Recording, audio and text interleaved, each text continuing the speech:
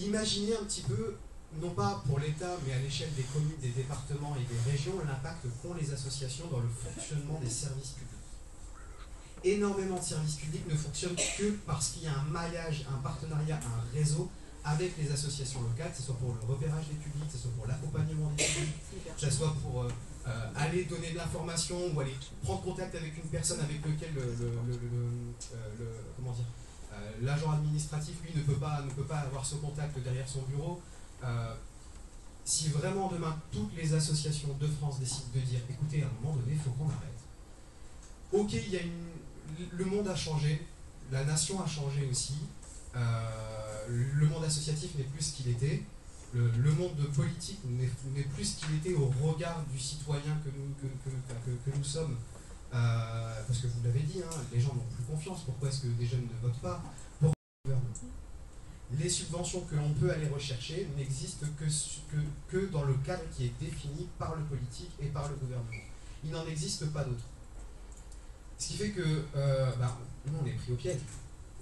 On ne peut plus rien faire. Aujourd'hui, ce sont ces deux services qui risquent de disparaître et on se bat tous les jours pour essayer de maintenir cette existence et surtout, ça c'est un des points les plus importants en tant qu'association de lutte contre les discrits, de ne pas arriver à l'étape de la liquidation judiciaire qui nous ferait perdre notre capacité morale, la personnalité morale de la structure, puisque en tant qu'association de lutte contre les discrits, nous avons inscrit il y a longtemps dans nos statuts la possibilité d'accompagner des victimes en justice et de se constituer partie civile.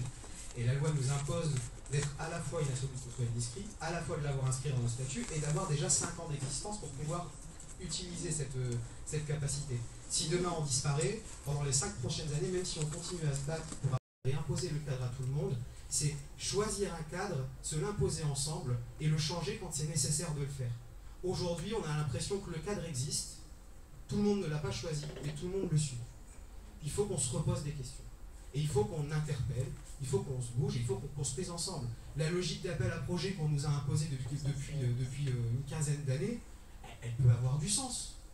Mais que ça soit la seule logique qui vaille, ça n'a aucun sens.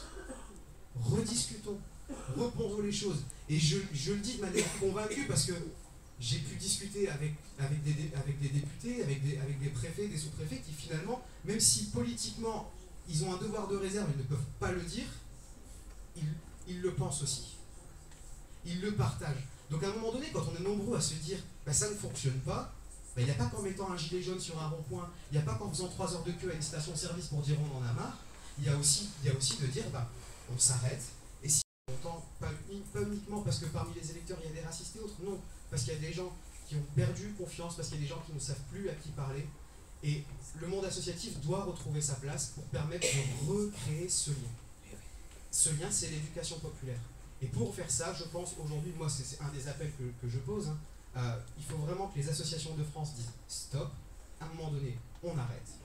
S'il faut qu'on arrête nos activités et qu'on mette le pays en stand-by et que vous fassiez votre monde jusqu'à ce que vous vous rendiez compte qu'en vérité vous ne faites pas sans les associations et vous ne faites pas sans l'éducation populaire, c'est le carburant de notre nation, faisons-le.